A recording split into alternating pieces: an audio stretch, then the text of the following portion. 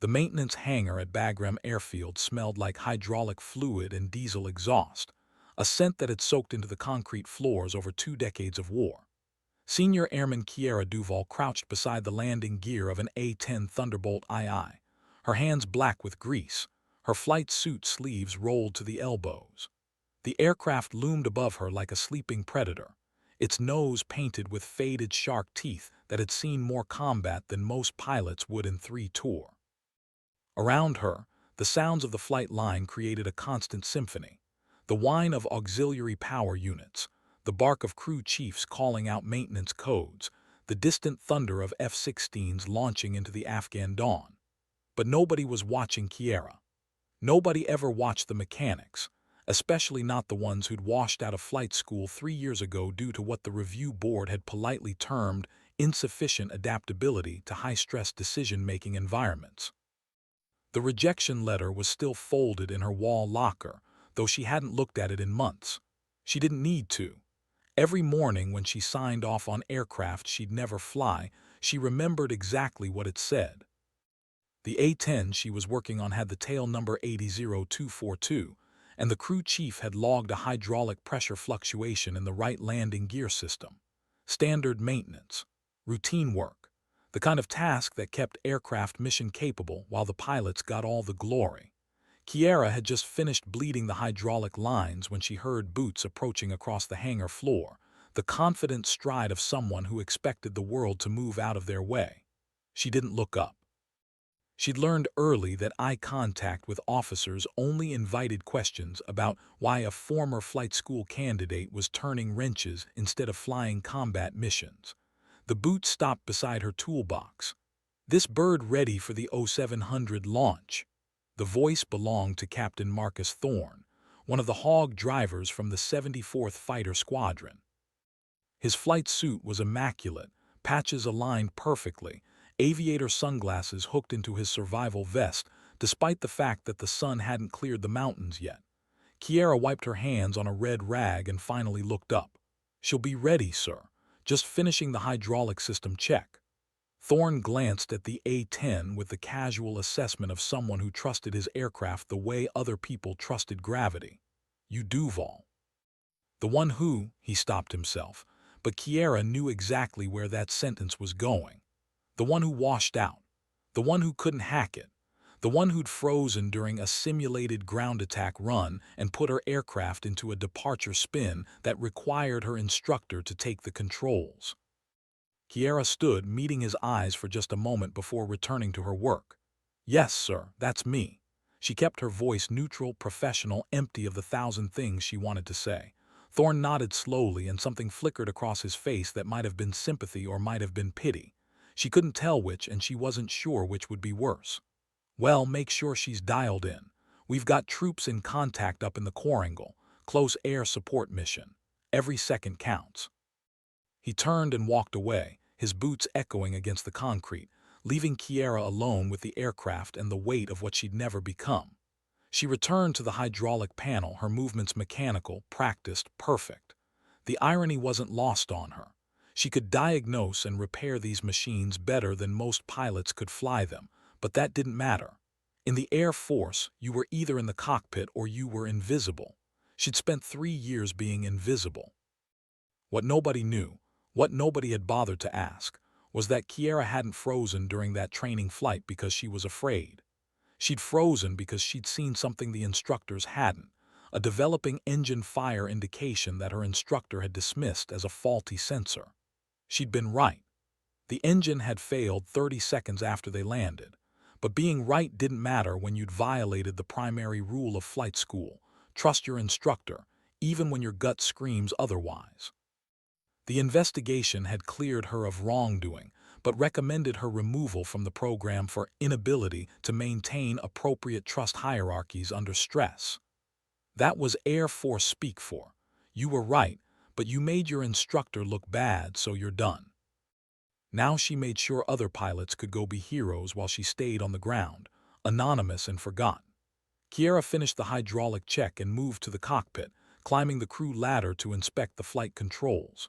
The A-10's cockpit was a tight space, designed around the massive GAU-8 Avenger cannon that formed the aircraft's spine.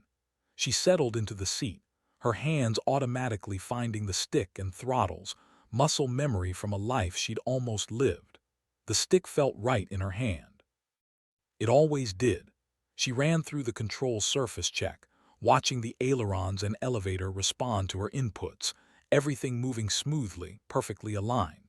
For just a moment, she let herself imagine what it would feel like to actually fly this mission, to be the one rolling in on the target, the one the troops on the ground were counting on. Then she climbed out of the cockpit and returned to reality. The pre-flight inspection took another 40 minutes. She checked every panel, every fastener, every system. When she was done, she signed off the aircraft as mission capable and watched as the ground crew towed it to the flight line. Captain Thorne would strap in, start engines, and taxi out to the runway. He'd be in the air in 30 minutes, racing north to provide cover for soldiers who were counting on him. And Kiera would move on to the next broken aircraft, invisible and essential in equal measure. The sun finally cleared the mountains, painting the flight line in shades of gold and amber. Kiera gathered her tools and started walking back toward the maintenance building, her flight suit still smeared with grease, her hands still black from the work. She didn't see the 4 Navy SEALs who just arrived from Jalalabad, dusty and exhausted from an operation that had gone sideways. She didn't hear them talking about the close air support they'd requested, the A-10 that had pulled their asses out of the fire on their last mission. Behind her, tail number 800242 sat on the flight line, armed and fueled, waiting for a pilot who would never show. Because 15 minutes before launch, Captain Marcus Thorne collapsed in the operations building, a burst appendix sending him to the base hospital and leaving the mission without an aircraft commander. The operations desk scrambled to find a replacement pilot, but everyone was either already airborne or crew resting after night missions. The troops in the Quarangle were still in contact. They still needed that A-10. And sitting in the maintenance hangar, her hands finally clean of grease, Kiera Duval had no idea that in 45 minutes her entire life was about to change. The maintenance officer, a lieutenant colonel named Briggs who actually remembered names and occasionally asked his people how they were doing, found her in the break room. "Duval, I need you on the flight line. We've got a situation." She stood immediately, grabbing her headset and radio. "What's wrong?" "The 242 show a fault." Briggs shook his head, and something in his expression made her stomach tight. "The 242's fine. Captain Thorne's not. Medical emergency. We need that aircraft in the air in 20 minutes and we're out of pilots." He paused, his eyes searching her face. "Your flight school records say you were 96% complete with the A-10 transition course before your elimination." "That true?" Kiera felt the blood drain from her face. "Sir, I haven't flown in 3 years. I'm not current, I'm not qualified, Briggs cut her off. "I know what you are, Duval. You're the only person on this base who's touched the stick of an A-10 and isn't currently in the air or in crew rest. Those SEALs in the Quarangle requested this specific aircraft because they worked with Thorne last month. They're surrounded. They need close air support, and they need it now." He held out a flight authorization form, already signed by the wing commander. Emergency waiver, time-critical mission. All the Air Force's carefully constructed regulations temporarily suspended because men were dying and there was nobody else. "You're not going to kill anyone, Duval. You're going to fly one mission, follow the JTAC's instructions, and bring my aircraft home in one piece. Can you do that?" Kiera looked at the form, then at Briggs, then out the window toward the flight line where 800242 waited. 3 years. 3 years of turning wrenches and watching other people fly. 3 years of wondering if she'd made the wrong choice, if she should have just kept her mouth shut about that engine fire, if being right was worth losing everything she'd ever wanted. She took the form. "Yes, sir." 20 minutes later, she was strapping into the cockpit she'd inspected that morning, her hands shaking so badly she could barely connect her oxygen mask. The crew chief, a sergeant named Rodriguez who'd worked with her for 2 years, climbed the ladder and leaned in close. "Don't crash my jet, Duval." There was no malice in his voice, just the quiet confidence of someone who'd watched her work. She'd kept more aircraft flying than most of the maintenance officers. If anyone could bring it home, she could. Kiera ran through the pre-flight checks, her hands moving automatically through procedures she'd practiced 10,000 times in simulators and exactly 17 times in actual aircraft before her elimination. Everything was where she remembered. Everything responded the way it should. She started engines. The A-10's twin turbofans spooled up with their distinctive whine, and the aircraft came alive beneath her. She'd forgotten what this felt like. That moment when a machine became an extension of your body, when steel and hydraulics transformed into something that could dance. The tower cleared her for immediate departure. No time for a normal taxi checklist. No time for second thoughts. She released the brakes and felt the hog roll forward, 11,000 pounds of titanium and firepower responding to her touch. The runway stretched out ahead of her, heat shimmer already rising from the concrete in the morning sun. Kiera advanced the throttles, felt the acceleration press her back into the seat, and at exactly 140 knots, she pulled the stick back and the A-10 lifted into the sky. 3 years fell away. The rejection, the shame, the invisibility, all of it burned off like morning fog. She was flying again. The aircraft climbed through 3,000 feet and she turned north toward the mountains. The radio crackled. Hammer 2-1, Bagram Tower, you are cleared on course. Contact Hillside on tactical. Her hand moved to change frequencies and she realized she couldn't remember her call sign. She'd never had one. Flight school students didn't get call signs. Maintenance personnel definitely didn't get call signs. She was about to key the mic and just use her tail number when the tower controller's voice came back, quieter this time, almost conversational. And Duval, bring her home. That wasn't protocol. That wasn't professional radio communication. That was one person telling another that people were watching now, that she wasn't invisible anymore, that this moment mattered. Kiera keyed the mic. Hammer 2-1, copy, switching tactical. She changed frequencies and pushed the throttles forward, watching the mountains grow larger ahead of her. Somewhere in those valleys, men were fighting and dying. Somewhere in those mountains, people were counting on the aircraft she'd maintained to save their lives. And for the first time in 3 years, Kiera Duval wasn't watching from the ground. The Korangal Valley appeared as a jagged scar across the landscape, a place where the mountains seemed to fold in on themselves, creating shadows that never fully lifted even at midday. Kiera descended to 10,000 feet, scanning the terrain below while her eyes adjusted to the combat environment. It looked different from this altitude than it had in the satellite imagery she'd studied during her abbreviated flight training. More hostile, more complicated, more real. The radio crackled with a new voice, calm and professional despite the chaos beneath it. Hammer 2-1, this is Dealer 1-6, I'm your JTAC. We're in heavy contact, taking fire from multiple positions. I need you on station ASAP. A JTAC, Joint Terminal Attack Controller, was a specially trained soldier who coordinated air support from the ground. Their word was law when it came to employing ordnance. Kiera's training had covered this, but hearing it in reality, knowing that actual lives depended on her next words, made her throat tight. She keyed the mic. Dealer 1-6, Hammer 2-1 is mission number 147, squawking 3500. I'm a single-ship A-10 with 9-line ready to copy. She was amazed at how steady her voice sounded.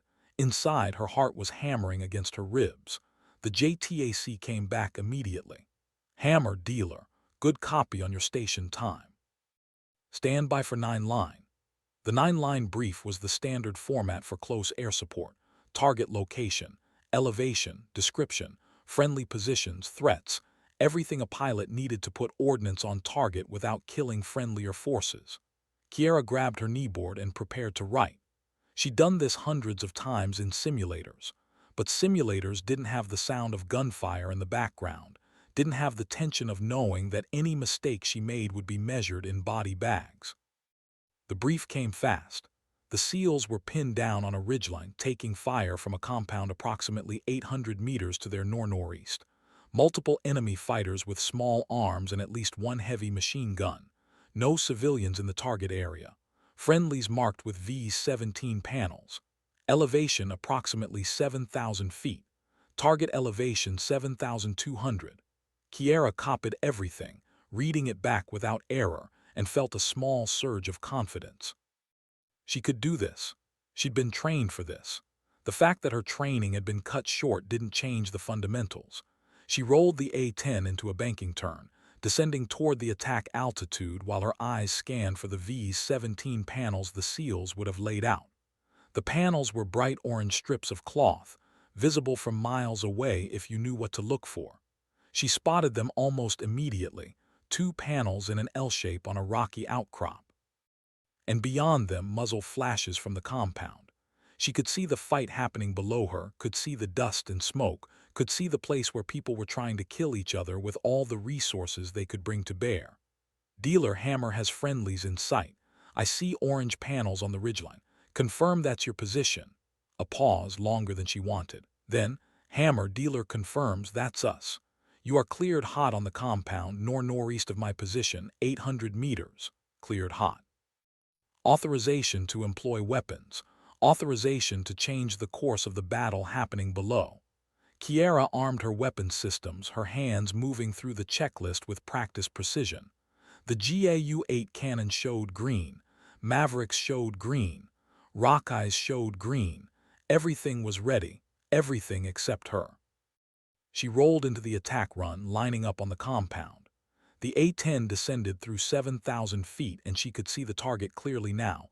Mud brick buildings arranged in a rough square, walls about 6 feet high, perfect defensive positions for the fighters inside. She could see muzzle flashes coming from 2 of the buildings. She centered the target in her heads-up display, watching the firing solution develop. Her finger moved to the trigger, and she froze, not from fear, not from panic.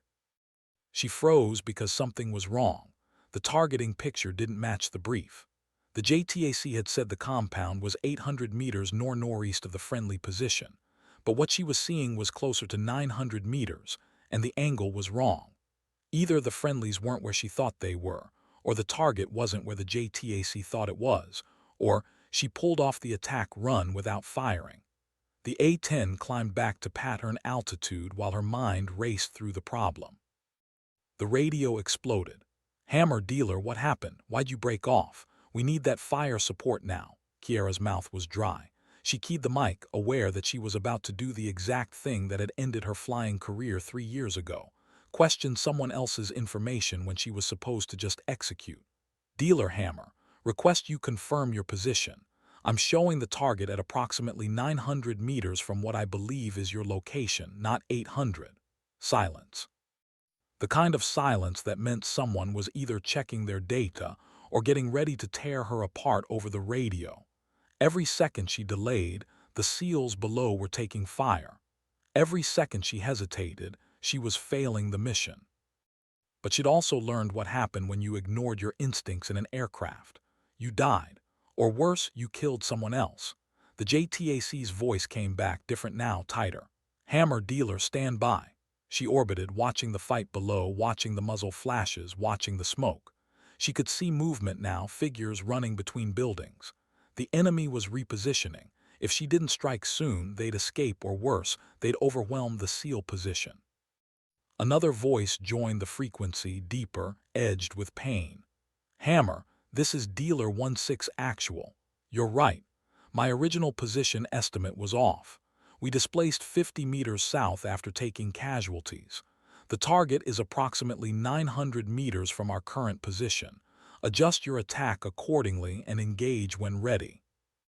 Relief flooded through her, followed immediately by the sick realization that if she just followed the original brief, she would have struck 800 meters northeast of the SEAL's original position, which meant she would have hit 900 meters from where they were now. She would have been danger close, possibly hitting the friendly position. She would have killed the people she was trying to save. Kiera steadied her breathing and rolled in again.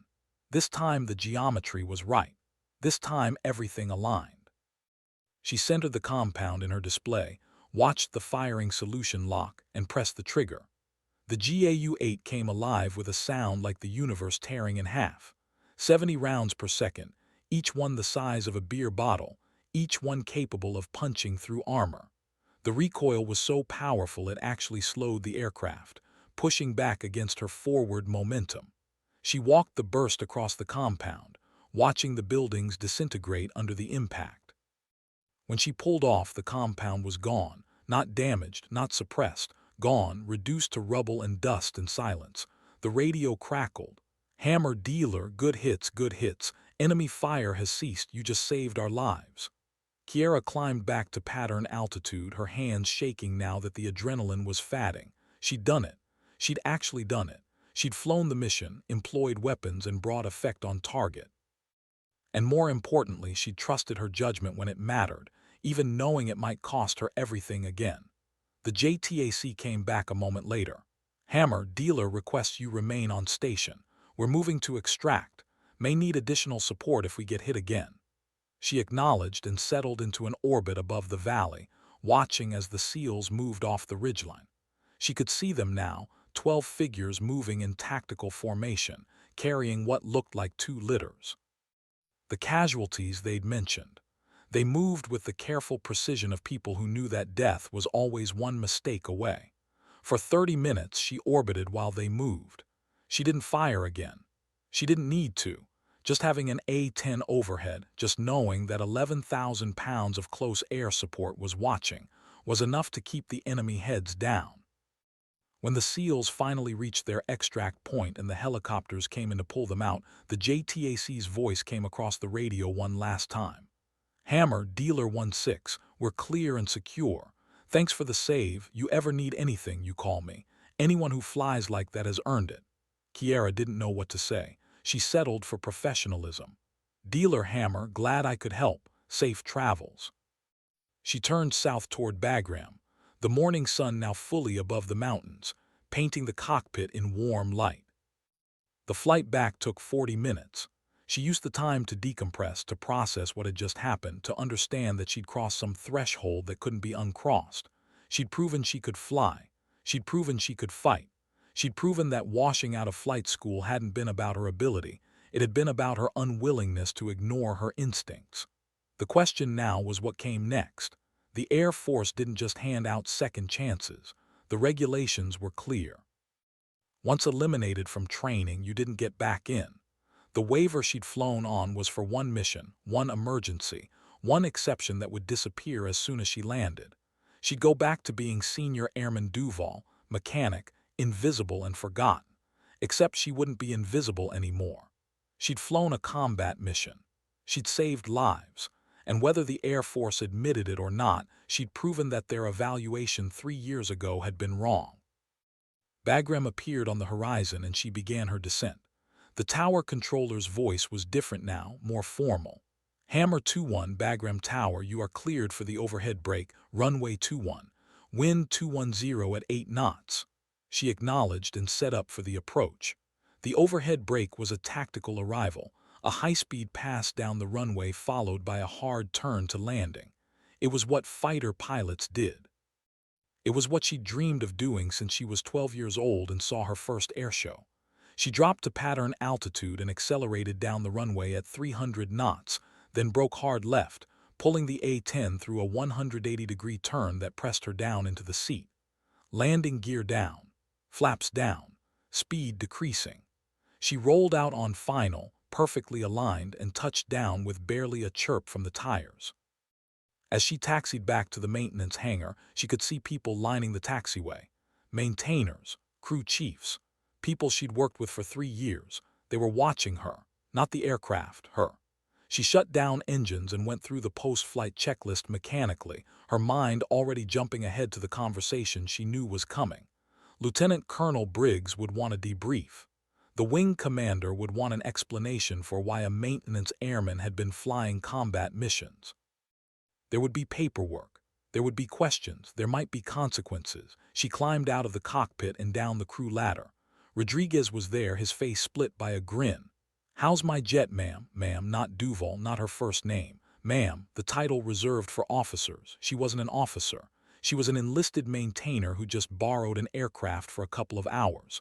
But something in Rodriguez's tone said he didn't care about the technicalities. "Your jet is fine, Sergeant." "Not a scratch on her." He nodded slowly. "Good, because word is already spreading about what you did up there. about how you caught the bad coordinates, about the gun run, about the save. You just became a legend, ma'am, whether the Air Force admits it or not. Kiera didn't know what to say to that. She settled for a nod and started walking toward the operations building. Behind her, she could hear the whispers starting, could feel the eyes following her. She'd stopped being invisible. Whether that was good or bad remained to be seen. The debrief took 3 hours. Lieutenant Colonel Briggs was there. The wing commander was there. An intelligence officer took notes. A lawyer sat in the corner, saying nothing but watching everything. Kiera walked them through the mission step by step. The coordinates discrepancy, the decision to break off, the corrected attack, the successful strike, the extract. She left nothing out. When she was done, the room was silent. Finally, the wing commander, a full colonel named Hatcher who Kiera had never spoken to before, leaned back in his chair. Senior Airman Duval, what you did today was either the best flying I've heard of in years or a massive violation of about 15 different regulations. I haven't decided which yet. He paused. What I do know is that you saved the lives of 12 special operations personnel, destroyed a high-value target, and brought home a multi-million-dollar aircraft without a scratch. The SEALs are already sending a commendation up through channels. Kiera kept her expression neutral. Sir, I just did what needed to be done. Hatcher smiled, but it wasn't a warm smile. That's what everyone says when they break the rules and it works out.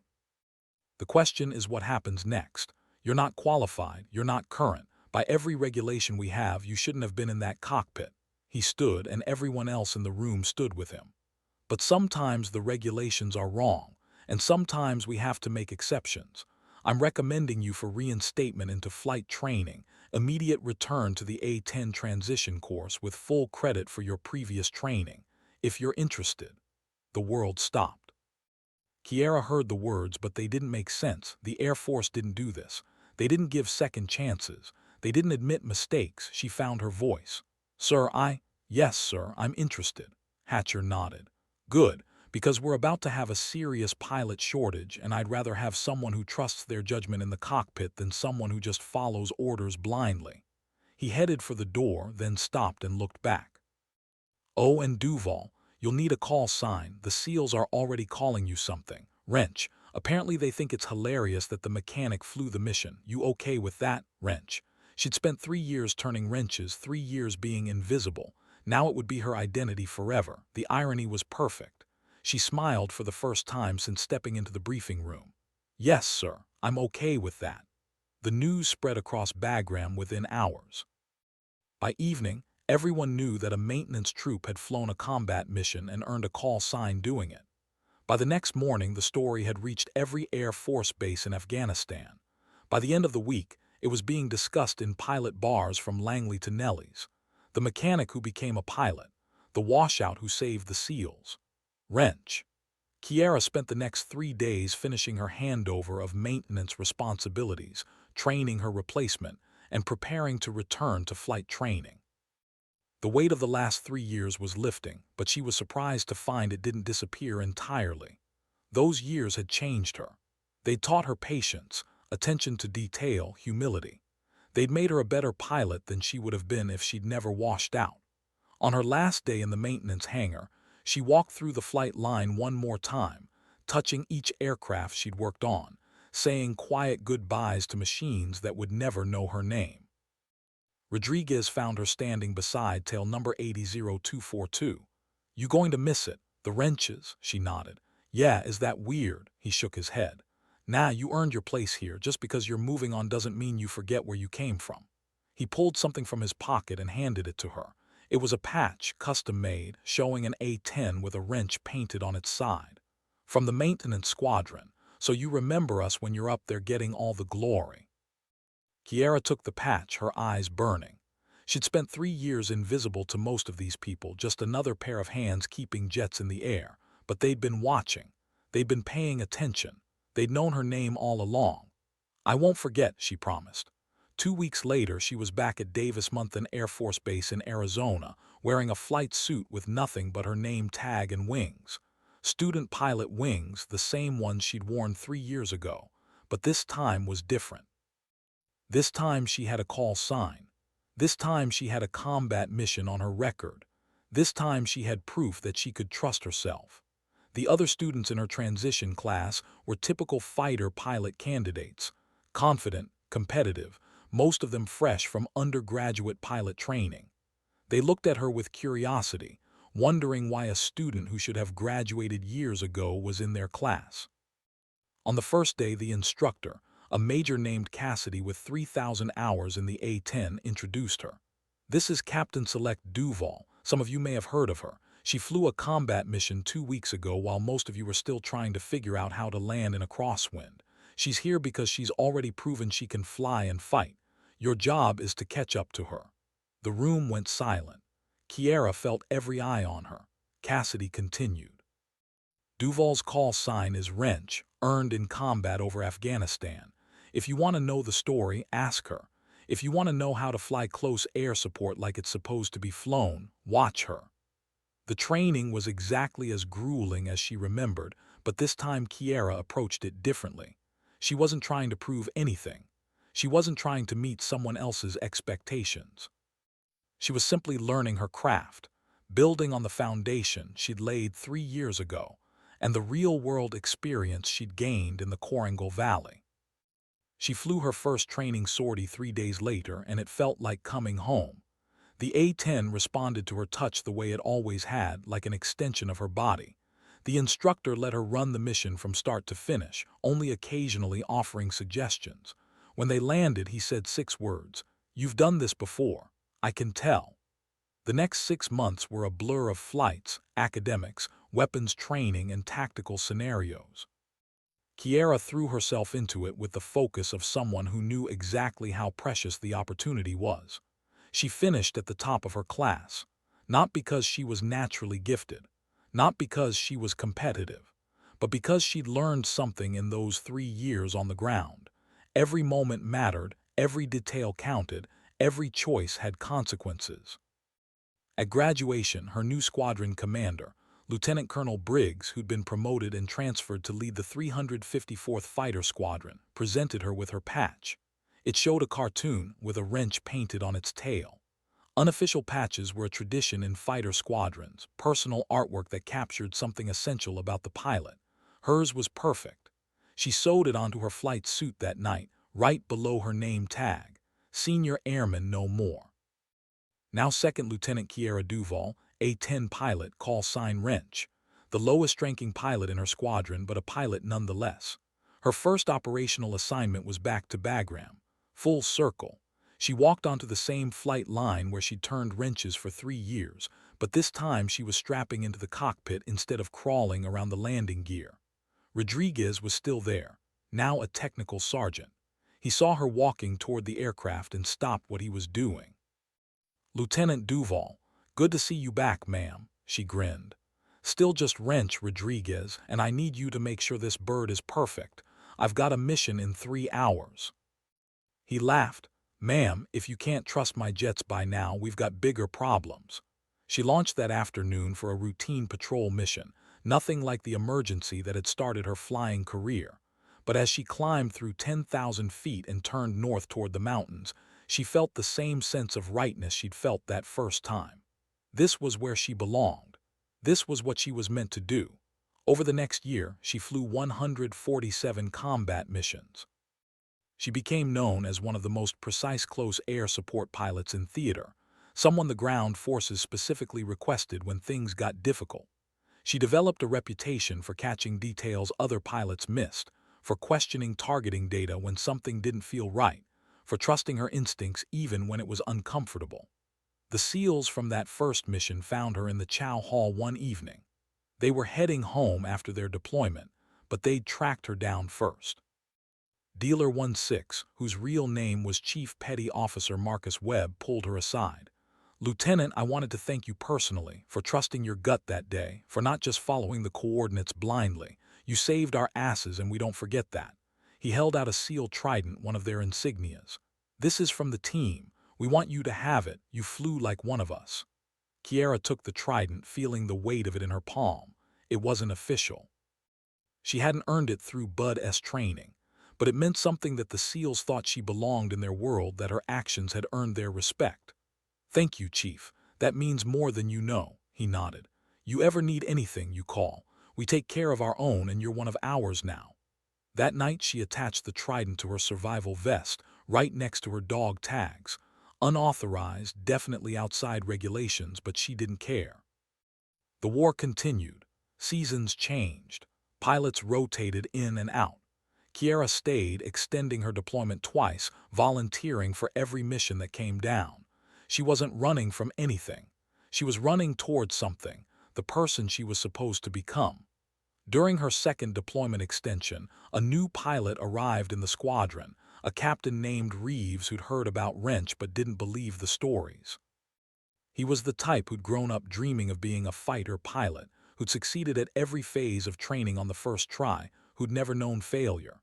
He watched Kiera fly and saw someone who was cautious, methodical, who asked too many questions and questioned too much data.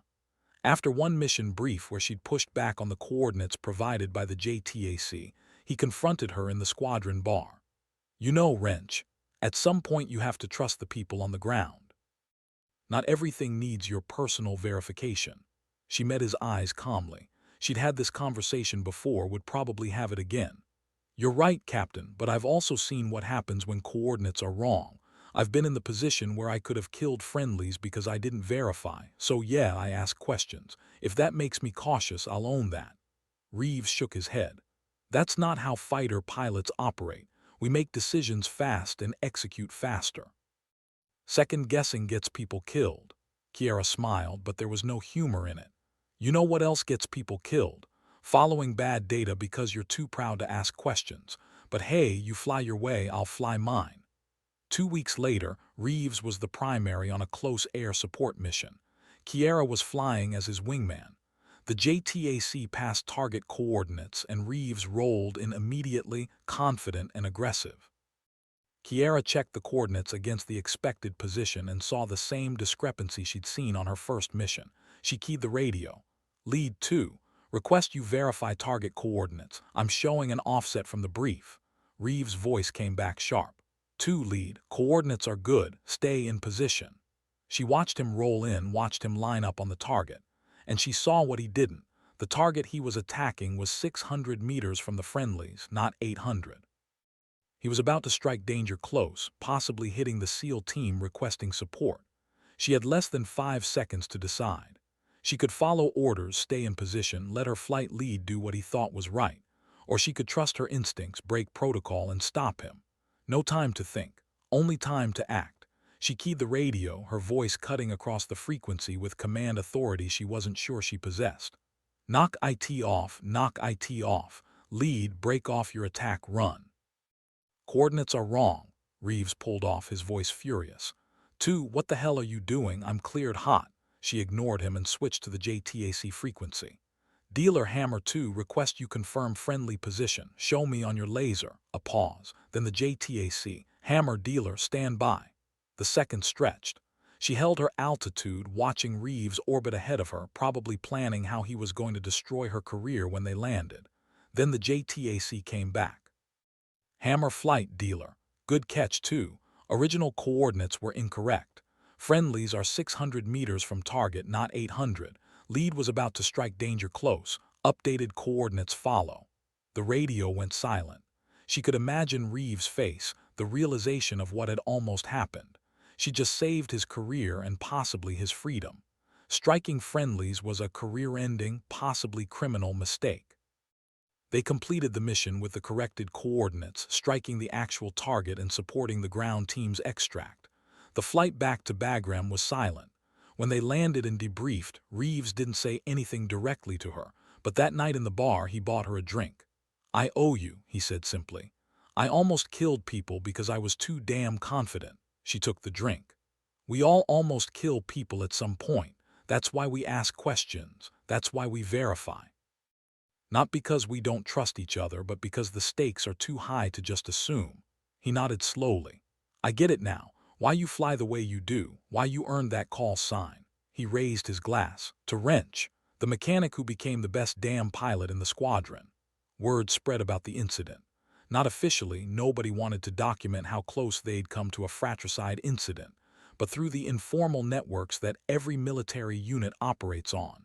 Kiera's reputation solidified. She wasn't just good, she was reliable. She was the pilot you wanted on your wing when things went wrong.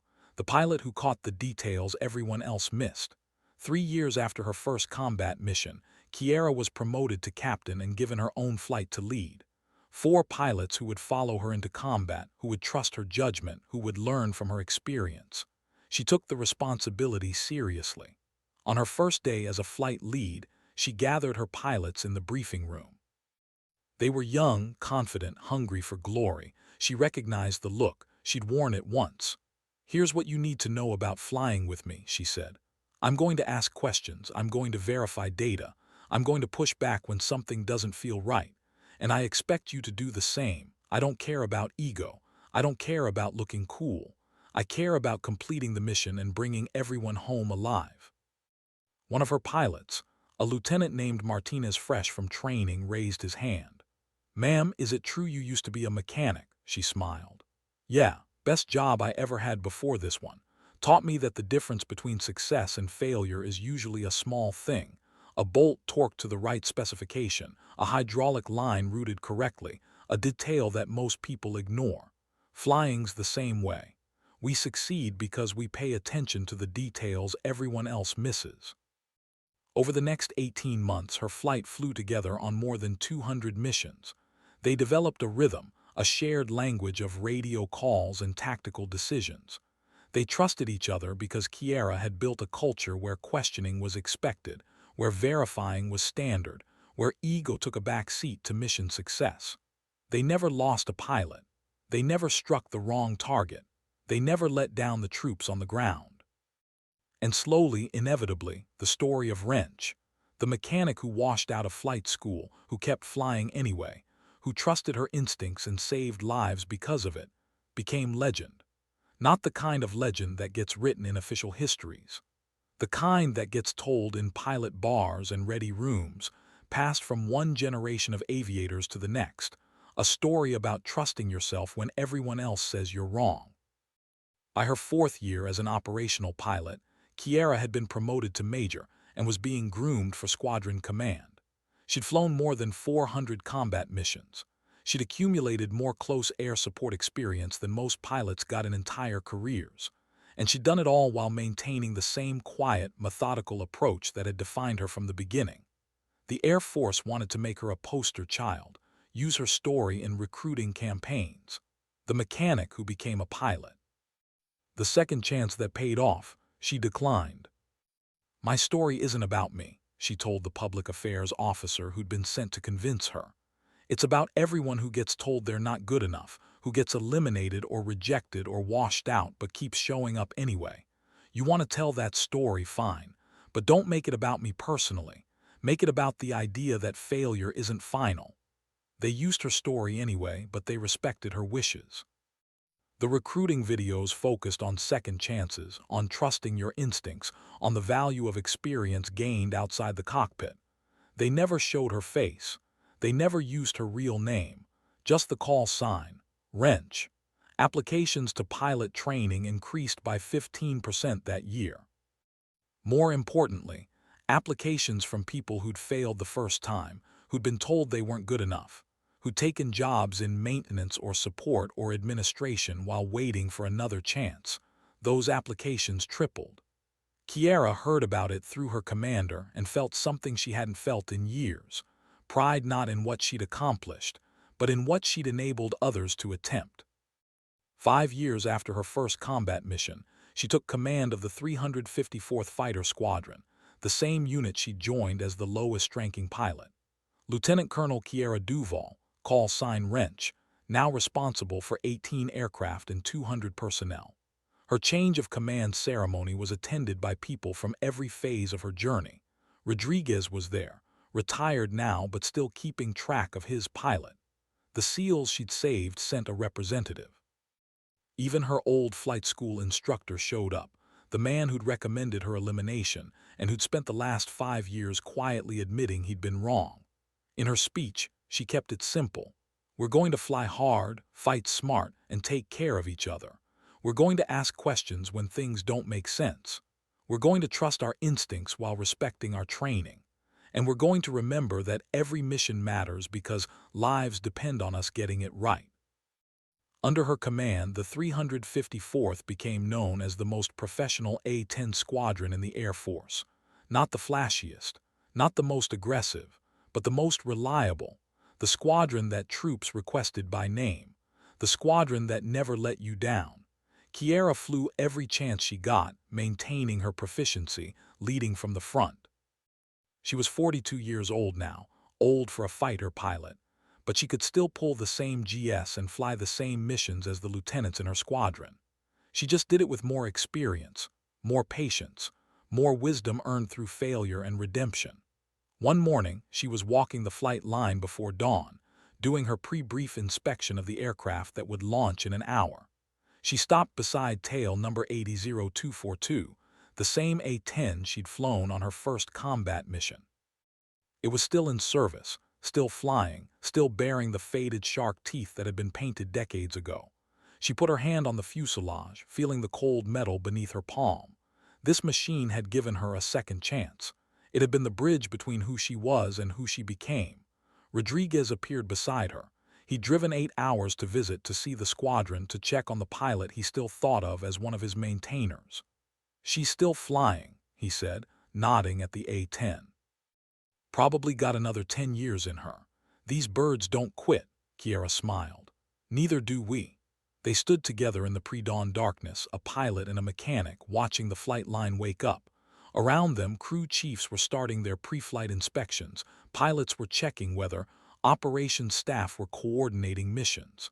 The same dance that happened every morning on every flight line in every war the Air Force had ever fought. "You ever regret it?" Rodriguez asked. "Washing out the first time, having to do it the hard way." She thought about it for a moment, really considered the question. 3 years on the ground, 3 years of being invisible, 3 years of wondering if she'd ever fly again. And then everything that came after, the emergency mission, the second chance, the 400 combat missions, the lives saved, the squadron command. "No," she said finally. "Because if it had been easy, I wouldn't have learned what matters. I wouldn't have developed the instincts that keep me alive. I wouldn't have understood that being right is more important than being comfortable." Rodriguez nodded. "That's what I tell the young maintainers, the ones who dream about being pilots. I tell them about you, about how you didn't quit even when everyone said you were done, about how the best pilots aren't always the ones who succeeded the first time." The sun cleared the mountains, painting the flight line in gold. Kiera checked her watch. Time for the brief. Time to get her pilots ready for another day of missions, another day of holding the line, another day of being the thing that stood between chaos and order. "Come on," she said to Rodriguez. "I'll show you the briefing room. You can see how it all comes together." They walked together across the flight line, past aircraft that were being armed and fueled, past pilots doing their pre-flight checks, past crew chiefs signing off jets as mission capable. And as they walked, Kiera thought about all the people who'd never made it this far. The ones who'd washed out and quit. The ones who'd given up when someone told them they weren't good enough. The ones who'd let failure define them instead of refine them. She'd been given a gift, the chance to prove that failure wasn't final. And she'd spent the last 5 years paying that gift forward, showing others that second chances were possible if you refused to accept anyone else's definition of your limitations. The briefing room was full when she entered, 18 pilots standing at attention. She waved them to their seats and moved to the front of the room. Behind her, the daily mission board showed the sorties scheduled. 3 close air support missions, 2 reconnaissance flights, 1 ground attack training mission. Standard operations. Nothing extraordinary. But then, the extraordinary moments were rare. Most of the time, success was about showing up, doing the work, paying attention to details, and trusting the foundation you'd built through years of experience. "Good morning," she said, and the briefing began. 2 hours later, she was strapping into tail number 80242. She'd claimed this aircraft for her mission, partly for nostalgia, partly because she trusted this specific airframe more than any other. She ran through the pre-flight checks with the same attention to detail she'd learned as a mechanic. Every switch, every gauge, every system. Nothing assumed, everything verified. The engine started with their familiar whine and the aircraft came alive beneath her. She taxied to the runway, called for takeoff clearance and pushed the throttles forward. The accelerated down the runway, and at exactly 140 knots she pulled back on the stick and lifted into the sky. The mountains spread out below her, the same mountains she'd flown over hundreds of times, but today they looked different. Today they looked like home. She checked in with the JTAC for her mission, a routine patrol over the Kunar Valley. No troops in contact, no immediate threat, just presence, the knowledge that if something happened, if someone needed help, she would be there. She climbed to 12,000 feet and settled into her patrol pattern. The radio was quiet. The sky was clear. The perfect conditions for thinking, for reflecting, for understanding how far she'd come. 8 years ago, she'd been a failed flight school student, turning wrenches and wondering if she'd ever fly again. Now she was a lieutenant colonel, a squadron commander, a combat veteran with 400 missions. Now she was wrench, a call sign that had started as irony and become identity. The transformation hadn't been quick. It hadn't been easy, but it had been real. And more importantly, it had been earned, not given, not inherited. Earned through competence, persistence, and the willingness to trust herself even when everyone else said she was wrong. The radio crackled. Hammer 1-1, this is Dealer 2-6. We've got troops in contact, requesting immediate close air support. She felt the familiar surge of adrenaline, the sharpening of focus that came with real-world missions. This was why she flew, not for the glory, not for the recognition, for this moment when people needed help and she was the one who could provide it. Dealer 2-6, Hammer 1-1, I'm 10 minutes out, send your 9 line. The brief came fast, troops pinned down, enemy in a compound. The same scenario she'd flown dozens of times, but she approached it the same way she approached every mission, with focus, precision, and the understanding that details mattered. She rolled in on the target, verified the coordinates, confirmed the friendly positions, and only then employed weapons. The GAU-8 tore through the enemy position, and within seconds the fight was over. The troops were safe. The mission was successful. As she climbed back to altitude, the JTAC's voice came across the radio. Hammer, Dealer, good hits, you just saved our lives, thank you. She smiled inside her oxygen mask. Same words she'd heard on her first mission. Same gratitude, same weight of responsibility. Dealer, Hammer, that's what we're here for. Glad I could help. She continued her patrol for another hour before returning to base. The landing was smooth, the taxi back to the ramp routine. As she shut down engines and climbed out of the cockpit, she saw her squadron gathered on the flight line. This wasn't normal. Protocol dictated they'd be in the squadron building or preparing for other missions, but they were here standing at attention watching her. Her executive officer, a major named Tors, stepped forward. Ma'am, permission to speak? She nodded, confused. Granted, Tors smiled. Ma'am, we wanted to be here for your 400th combat mission. You just flew it. 400 times you've launched into combat. 400 times you've come home. 400 times you've gotten it right. We wanted you to know that we see it, we appreciate it, and we're proud to serve with you. The squadron broke into applause. Not the polite golf clap of required military courtesy, but genuine appreciation from people who understood what 400 missions meant. 400 times she'd put her life on the line. 400 times she'd carried the weight of other people's survival. 400 times she'd proven that washing out of flight school hadn't defined her. It had prepared her. Kiera felt her throat tighten. She wasn't good at emotional displays, never had been.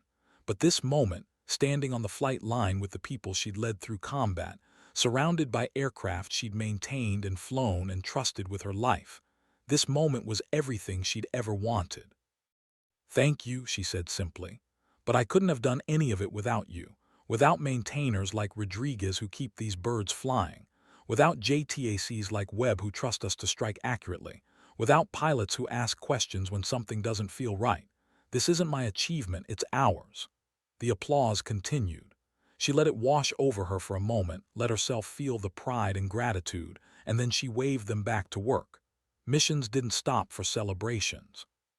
The war continued regardless of milestones. That night, alone in her quarters, she pulled out the rejection letter from flight school. She'd carried it for 8 years, moved it from base to base, kept it in her wall locker as a reminder of where she'd come from. She read it one last time. Due to insufficient adaptability to high-stress decision-making environments, we recommend elimination from training. Insufficient adaptability. The evaluators had seen her freeze, had seen her question authority, and had decided she wasn't cut out for flying. They'd been wrong, not because she was perfect, not because she never made mistakes, but because the quality they'd seen as weakness, her unwillingness to ignore her instincts, had turned out to be her greatest strength. She folded the letter and placed it in her desk drawer. She didn't need to carry it anymore. She knew who she was. The next morning, she was scheduled to give a talk at the Air Force Academy, speaking to cadets who were about to begin their own journeys toward becoming pilots. She'd resisted these invitations for years, uncomfortable with being held up as an example. But her commander had convinced her that her story mattered, that the cadets needed to hear from someone who'd failed and recovered. She stood in front of 200 cadets, all of them wearing the same eager expression she remembered from her own time at the academy. All of them dreaming of flying fighters, of being the best, of succeeding on the first try. She began with a question. How many of you think you'll wash out of pilot training? No hands went up, of course not. They were the best of the best, selected from thousands of applicants trained by the finest instructors in the world. Failure wasn't part of their plan, she smiled. Good, you should be confident, you should believe in yourselves. But I'm going to tell you something that might surprise you. Some of you will fail, not because you're not good enough, not because you don't have the talent, but because sometimes failure is part of the journey toward becoming who you're meant to be. She told them her story, the flight school elimination, the years as a mechanic, the emergency mission, the second chance, the 400 combat missions. She told them about frozen moments and trusting instincts and asking questions when something didn't feel right.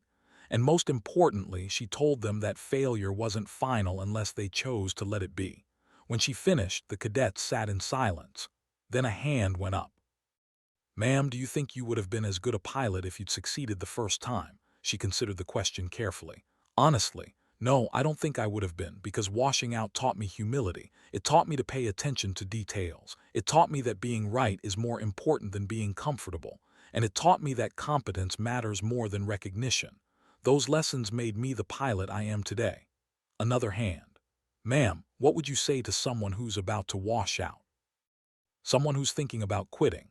She met the cadet's eyes and saw something there. Fear, uncertainty, the weight of potential failure. This wasn't a hypothetical question.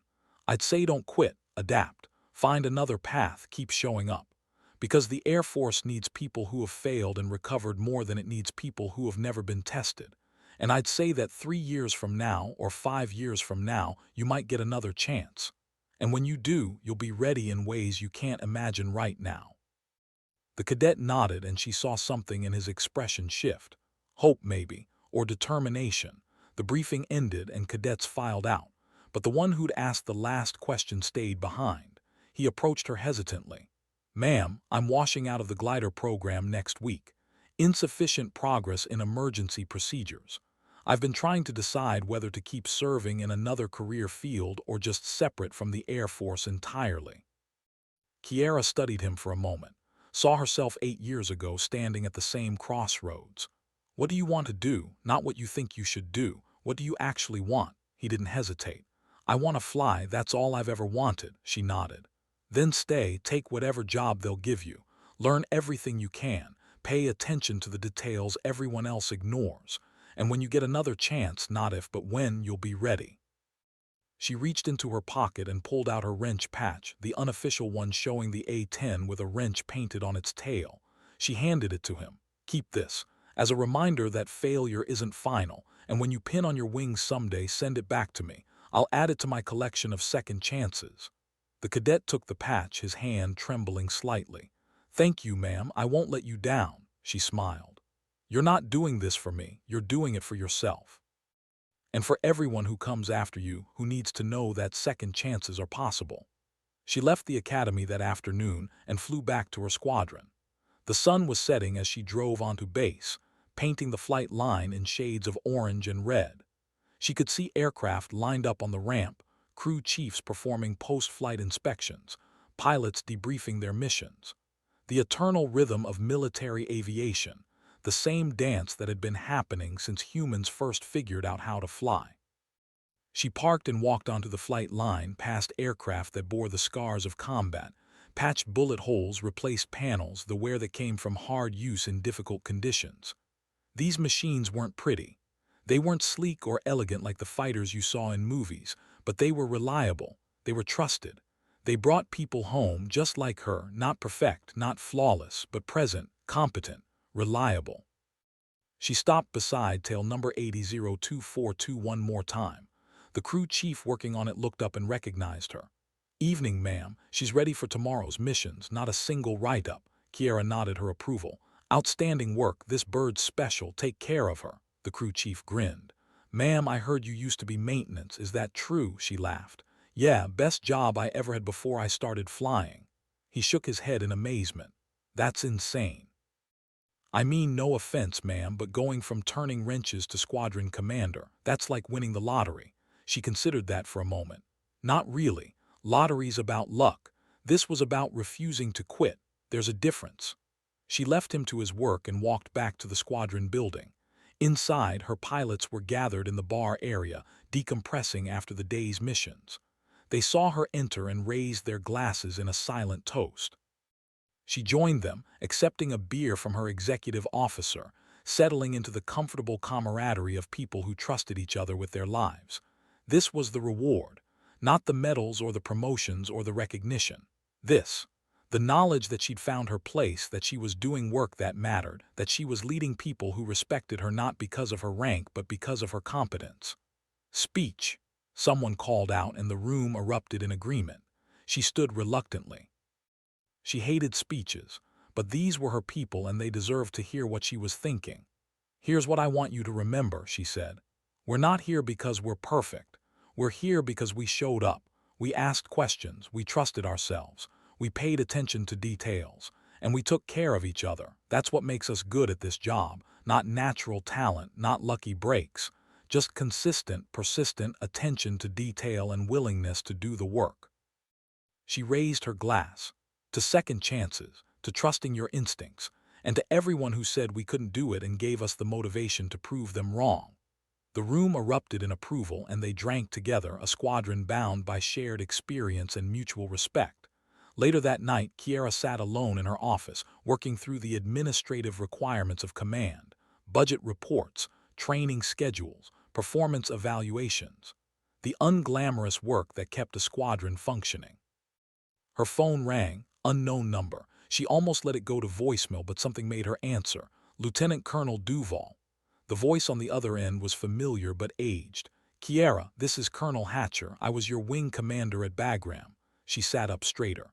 She hadn't spoken to Hatcher in 5 years, not since he'd recommended her for reinstatement into flight training. "Sir, good to hear from you. How can I help?" Hatcher laughed. "You can't help. I'm calling to tell you that I just retired last week and I wanted you to know something before I disappear into civilian life." He paused. "Recommending you for that second chance was the best decision I made in 30 years of service. I've been following your career. 400 combat missions, squadron command, 0 incidents. You've become exactly what I thought you could be." Kiera felt unexpected emotion rise in her throat. "Thank you, sir. That means more than you know." Hatcher continued. "I'm calling because the Air Force is about to publish a new training directive. It's going to change how we evaluate pilot candidates who struggle during training. Instead of automatic elimination, they're going to implement a review process that looks at underlying causes and provides opportunities for remediation. They're calling it the Wrench Protocol." She was speechless. The Wrench Protocol, named after her call sign. A formal acknowledgement that the way they'd always done things wasn't necessarily the right way. "I wanted you to hear it from me first," Hatcher said, "because your story changed how we think about pilot training. You proved that sometimes the people who struggle the most become the most reliable pilots. The ones who ask questions, who trust their instincts, who refuse to just blindly follow procedures. Those are the ones we need in cockpits." After they hung up, Kiera sat in silence, processing what she just learned. The Wrench Protocol. A policy that would give other struggling pilots the second chance she'd fought so hard to earn. A policy that might save careers and lives because someone had decided that failure didn't have to be final. She thought about all the people who'd helped her get here. Rodriguez, who'd respected her even when she was just a mechanic. Briggs, who'd given her the chance to fly that emergency mission. The SEALs who'd trusted her judgment. Her pilots who'd followed her lead. Hatcher, who'd seen past the elimination to the potential beneath. None of them had been required to help her. They'd done it because they believed in second chances, because they understood that competence could come from unexpected places, because they recognized that the best people weren't always the ones who succeeded on the first try. And now it was her turn to pay it forward, to be the person who gave others the chances she'd been given. The next morning, she called her squadron together for an all-hands meeting. 200 people crammed into the briefing room, from the newest airmen to the most senior pilots. "I have an announcement," she said. "The Air Force is implementing a new training protocol that will give struggling pilot candidates additional opportunities to succeed. It's going to change how we develop pilots, how we evaluate competence, and how we handle failure." She paused, letting the words sink in. "This protocol is named after my call sign, the Wrench Protocol, and I want you all to understand what that means. It means the Air Force has finally acknowledged that failure isn't the opposite of success, it's part of the process. It means we're going to stop losing talented people because they don't succeed on the first try. It means second chances are becoming policy instead of exception." The room was silent. Then someone in the back started clapping, and within seconds, the entire squadron was on their feet, applauding not for her, but for the idea that the system was finally changing. When the noise died down, she continued, "But here's the thing about second chances. They only work if you do, if you show up every day, if you ask questions when something doesn't feel right, if you trust your instincts even when it's uncomfortable, if you pay attention to details everyone else ignores. That's what I did. That's what got me here, and that's what I expect from every person in this squadron." She looked around the room, meeting eyes, making sure everyone understood. "Going to be the squadron that implements this protocol better than anyone else. We're going to be the place where people come when they need a second chance. And we're going to prove that the washouts, the failures, the people who struggled, we're going to prove that they can become the most reliable pilots in the Air Force." The meeting ended and her people dispersed to their duties, but the energy was different now. Purpose had crystallized. They weren't just flying missions anymore. They were building a legacy. Over the next 3 years, the 354th Fighter Squadron became known as the Second Chance Squadron. Pilots who'd washed out of training at other bases requested transfers. People who'd been eliminated from programs applied to come to Kiera's unit. The squadron's mission success rate remained at 100%, and their safety record was the best in the Air Force. Kiera was promoted to full colonel and given command of an entire operations group, multiple squadrons, more than 1,000 people, the scope of her responsibility growing to match her capabilities. But she never forgot where she came from. She made a point of walking the flight line every morning, talking to maintainers, checking aircraft, remembering what it felt like to be invisible. She mentored struggling pilots personally, sharing her story, showing them that persistence mattered more than natural talent. And every year on the anniversary of her first combat mission, she flew tail number 80242 on a routine patrol. Same aircraft, same mountains, different pilot. She was 50 years old now, a full colonel with 25 years of service. Retirement was approaching, the inevitable end of every military career, but she wasn't done yet. There was still work to do, still people to mentor, still a legacy to build.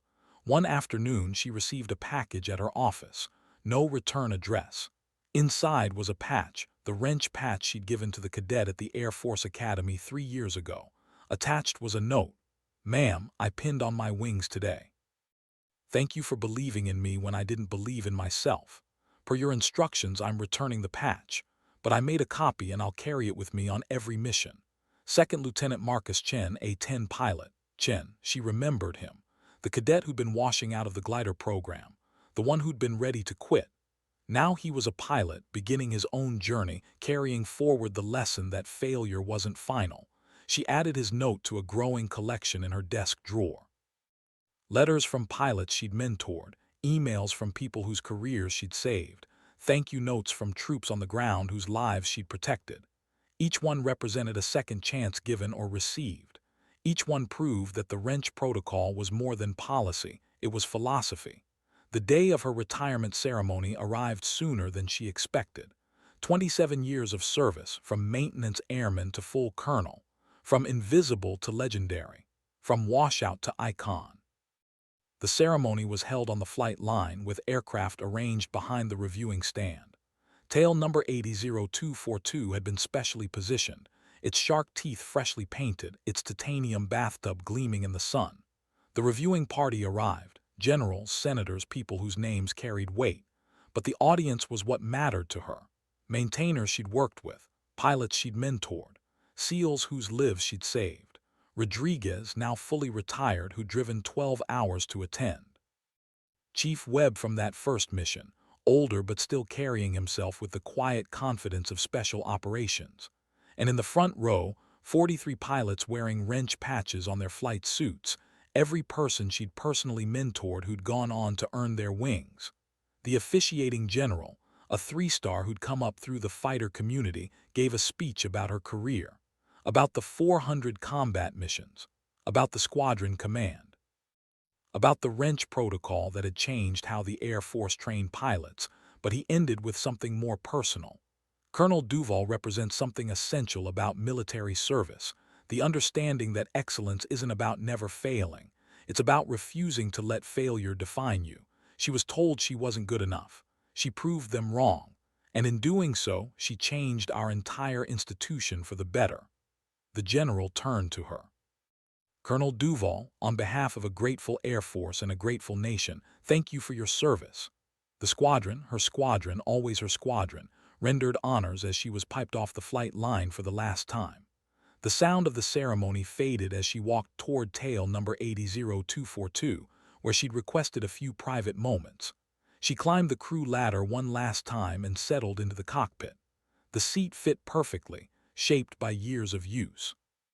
Her hands found the stick and throttles automatically, muscle memory that would never fade. She sat there in silence, remembering every mission, every close call, every moment when her decisions had mattered. The emergency launch, the coordinates she'd questioned, the friendlies she'd saved, the legacy she'd built not through natural talent but through persistence and attention to detail. A knock on the fuselage drew her attention. Lieutenant Chen stood at the base of the ladder, his flight suit pressed, his wings gleaming. Behind him stood all 43 of the pilots she'd mentored, arranged in formation. Chen called out, "Ma'am, request permission to speak," she smiled. "Granted, Lieutenant." He held up a flag custom-made showing an A-10 with a wrench painted on its tail. "Ma'am, we wanted you to have this. The wrench squadron flag, every pilot you've mentored signed it. Every person whose career you saved added their name. We want you to know that what you built doesn't end with your retirement. We're carrying it forward." She climbed down from the cockpit, taking the flag from his hands. It was covered in signatures, names she recognized, call signs she'd helped earn, evidence of the network she'd created. "Thank you," she said simply, because sometimes the simplest words carried the most weight. Chen smiled. "No, ma'am, thank you for showing us that second chances matter, for proving that persistence beats talent, for teaching us to trust our instincts even when it's uncomfortable." He saluted and she returned it. Then he and the other pilots dispersed, returning to their duties, carrying forward the lessons she'd taught.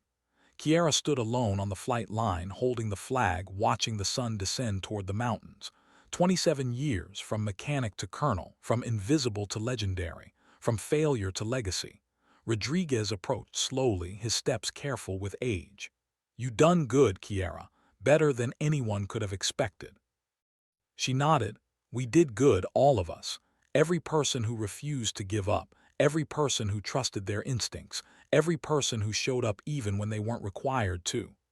They stood together in comfortable silence, watching the flight line wind down for the day. Around them, aircraft were being positioned for tomorrow's missions. Crew chiefs were completing inspections. Pilots were debriefing. The eternal rhythm continued, indifferent to individual retirement, sustained by the collective competence of thousands of people doing their jobs with precision and pride. "What's next?" Rodriguez asked. "Civilian life, airline flying, consulting," Kiera smiled. "I'm going to teach. The Air Force Academy offered me a position as an instructor, teaching leadership and ethics to the next generation, making sure the wrench protocol actually gets implemented the way it's supposed to be." Rodriguez laughed. "Of course you are.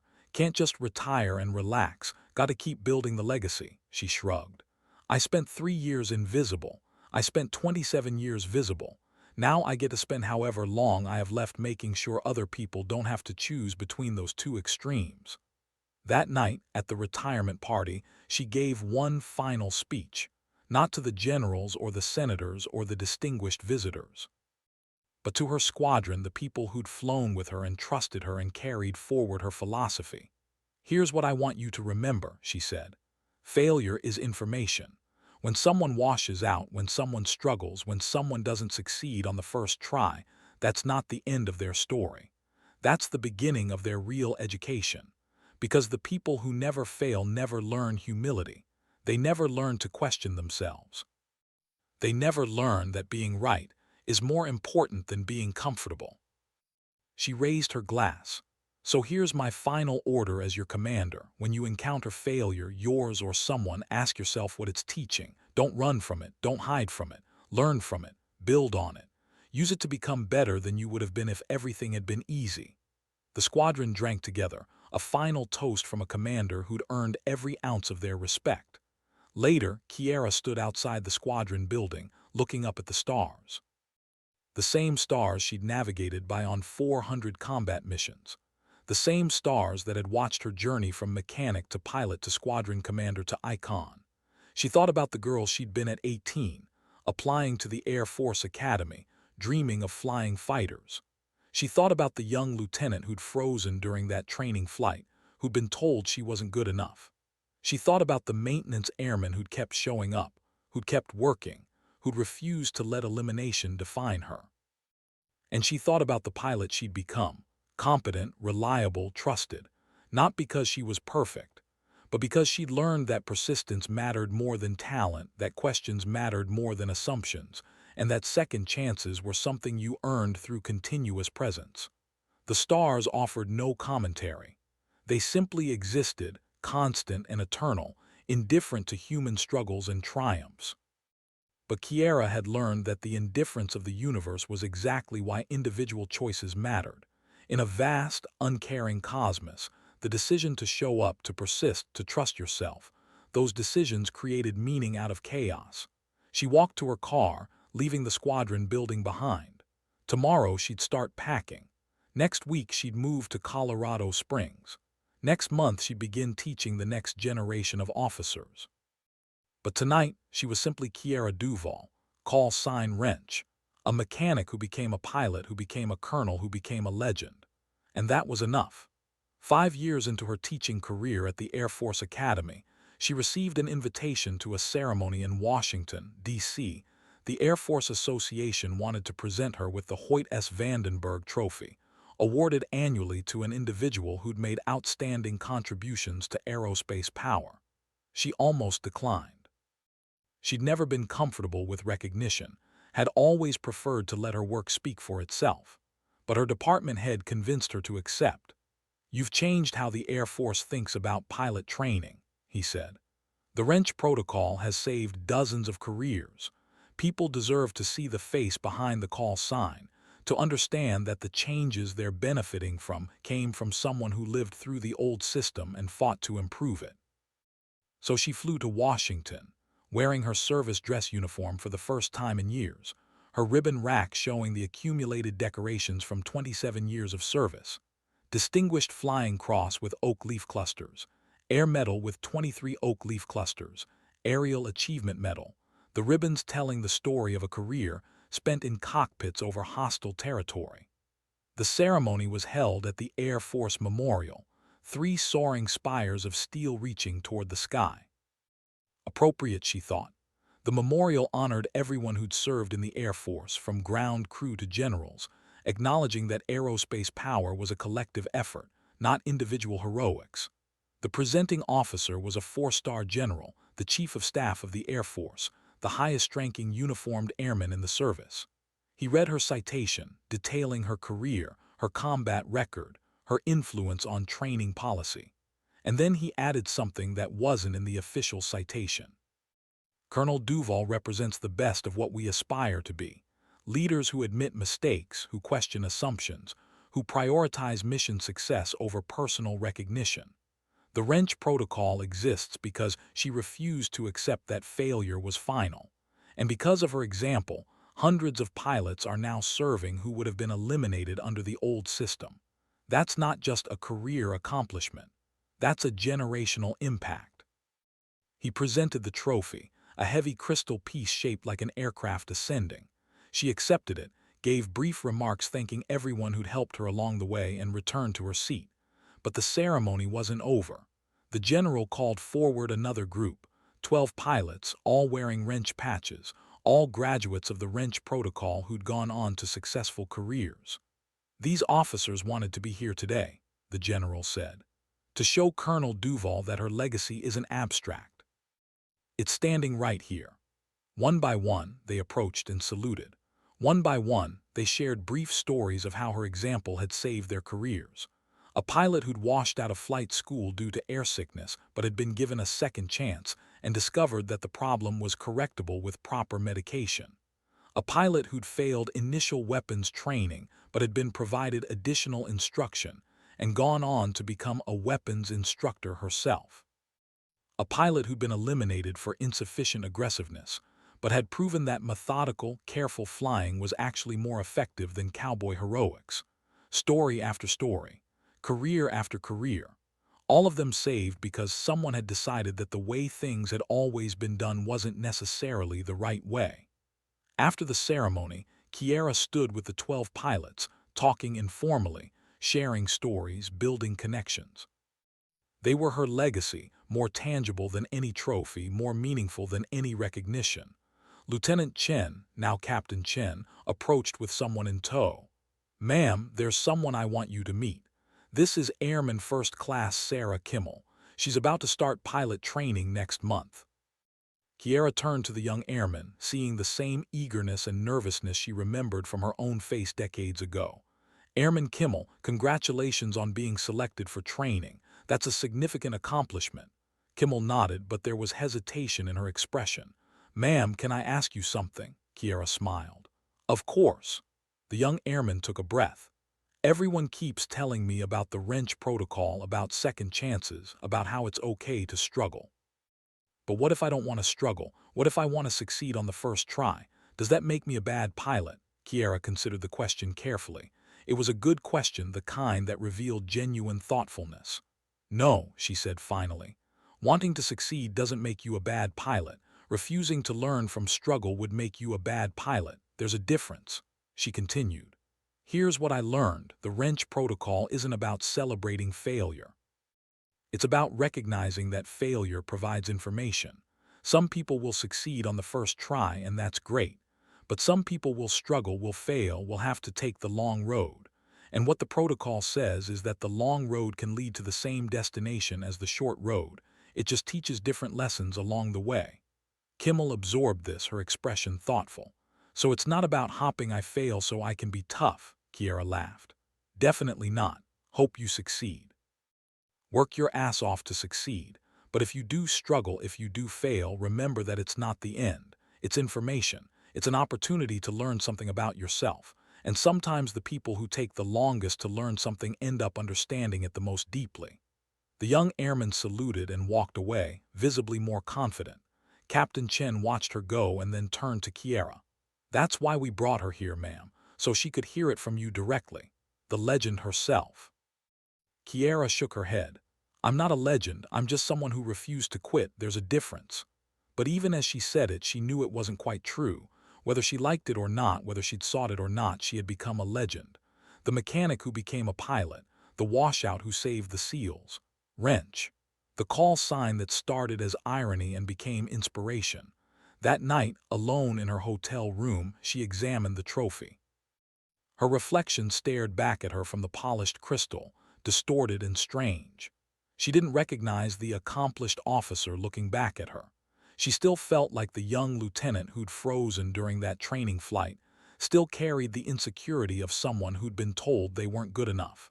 But she'd learned to carry that insecurity differently, not as proof of inadequacy, but as reminder of humility. Not as evidence that she didn't belong, but as understanding that belonging was something you built through consistent presence and competent performance. Her phone buzzed with a text from Rodriguez. Saw the ceremony on the Air Force website. Proud doesn't begin to cover it.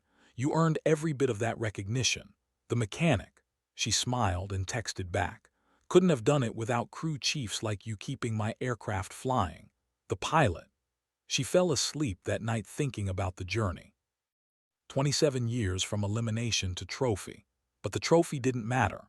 What mattered was the 43 pilots she'd mentored, the 12 standing at the ceremony, the young airmen asking thoughtful questions, the generations of pilots who would benefit from a protocol that said failure wasn't final. That was the real trophy. That was the real legacy. 3 years later, at age 60, Kiera retired from the Air Force Academy after a full career of military service. 30 years total. Mechanic, pilot, squadron commander, teacher. She touched every part of the Air Force she dreamed about as a child, had accomplished things that seemed impossible when she was 23 and holding a rejection letter. Her final class of cadets presented her with a gift at graduation, a painting of an A-10, tail number 80242, with a wrench prominently painted on its side. Behind the aircraft, the sun was rising over mountains, symbolizing new beginnings. The inscription read, "To Colonel Duval, you taught us that the only real failure is giving up. Second chances aren't given, they're earned. Thank you for showing us how." She hung the painting in her home office, where she could see it every morning. A reminder of where she'd been and what she'd built. Civilian life was strange. No flight line to walk, no aircraft to inspect. No morning briefs or mission planning or combat sorties, just the quiet routine of retirement, reading, hiking, occasionally consulting for the Air Force on training policy. But she stayed connected to the community. She spoke at pilot training graduations. She mentored struggling pilots via video calls. She wrote articles for professional journals about leadership and decision-making. The work continued, just in different form. On the 10th anniversary of the wrench protocol's implementation, the Air Force released statistics. Since the protocol's adoption, 137 pilots had been given second chances. Of those, 121 had graduated and gone on to successful careers. The elimination rate for pilot training had actually decreased because struggling students were getting additional support instead of automatic washouts. Mission success rates had remained constant, proving that the second-chance pilots performed just as well as those who succeeded on the first try. Most importantly, the culture had shifted. Struggling was no longer seen as weakness. It was seen as information, an opportunity for additional training, a chance to address root causes instead of simply discarding candidates. Kiera read the report in her home office, surrounded by memories. The painting, her patches, the collection of letters from pilots she'd mentored. The numbers were impressive, but what struck her most was the final paragraph. The wrench protocol represents a fundamental shift in how the Air Force develops aviators. By acknowledging that failure can be a learning experience rather than a final judgment, we've created a training pipeline that better identifies and develops the competencies we need. Colonel Kiera Duval's legacy is not her 400 combat missions or her squadron command, impressive as those accomplishments are. Her legacy is the cultural change she inspired, the institutional willingness to admit that our old ways of evaluating potential were incomplete. She proved that the washouts could become the most reliable pilots, and in doing so, she made us better. Kiera set down the report and walked outside. The Colorado sky was clear, the kind of crystalline blue that made you understand why humans had always dreamed of flying. She could see Pikes Peak in the distance, snow-covered even in summer, a permanent feature of the landscape. She thought about the arc of her career. the elimination, the years as a mechanic, the emergency mission, the 400 combat sorties, the squadron command, the teaching, the protocol that bore her call sign. It had been a long journey full of setbacks and triumphs, failures and redemptions. But every step had led to the next, and the person she'd become was precisely the person that journey had required. Her phone rang. Unknown number. She almost let it go to voicemail, but curiosity made her answer. Kiera Duval. The voice was young, nervous. "Ma'am, you don't know me. My name is Lieutenant Marcus Webb, Jr. My father was Chief Webb, the SEAL from your first combat mission." Kiera felt time compress, past and present colliding. "Lieutenant Webb, how can I help you?" He took a breath. "Ma'am, I'm starting A-10 training next month. My father talked about you my entire childhood, about how you saved his team, about how you trusted your instincts when everyone else would have just followed the brief, about how you became the pilot every ground troop wanted on their side." He paused. "I wanted to call before I started training to tell you that I'm carrying that story with me. The mechanic who became a pilot, the washout who saved the SEALs. My father said you were the example he wanted me to follow, competent, reliable, willing to ask questions when something didn't feel right." Kiera felt emotion rise in her throat. Chief Webb had passed away 2 years ago, cancer from burn pit exposure during multiple deployments.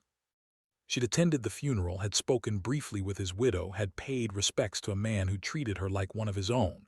Now his son was following in both their footsteps. "Lieutenant, your father was one of the finest men I ever knew.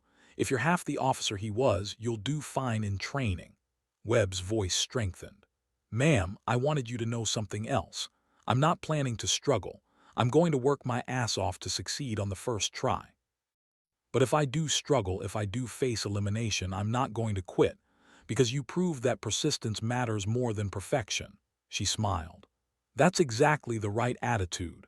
Hope for success, but don't fear failure, and trust your instincts, especially when it's uncomfortable." They talked for another 20 minutes, discussing training, expectations, the challenges ahead.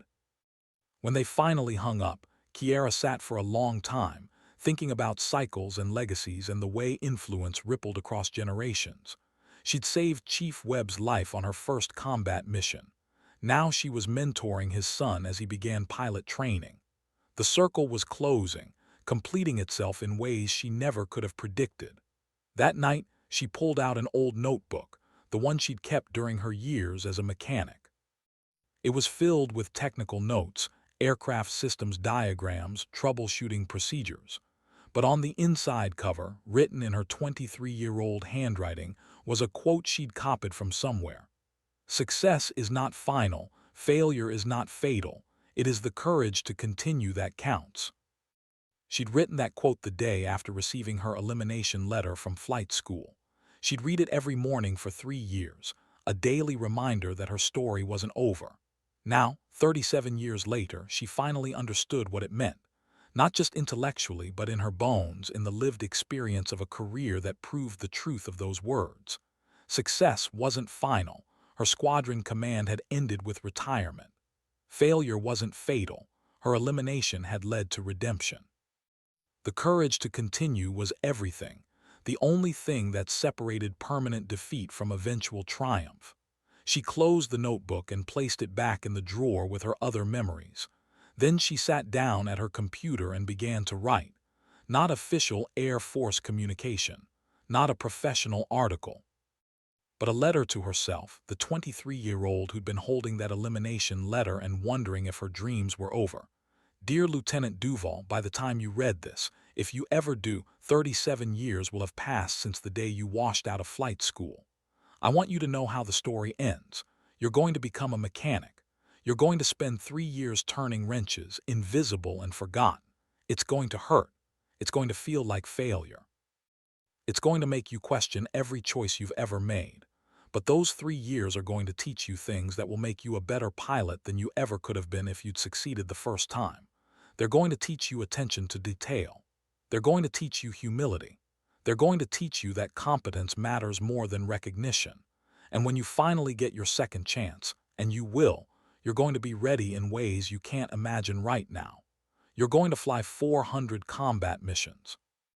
You're going to save lives. You're going to command a squadron and change Air Force policy and become the example that struggling pilots look to when they need hope. But more importantly, you're going to learn that failure is information, not judgment. You're going to understand that the only real failure is giving up. You're going to prove that persistence beats talent, that second chances matter, and that trusting your instincts is more important than following rules.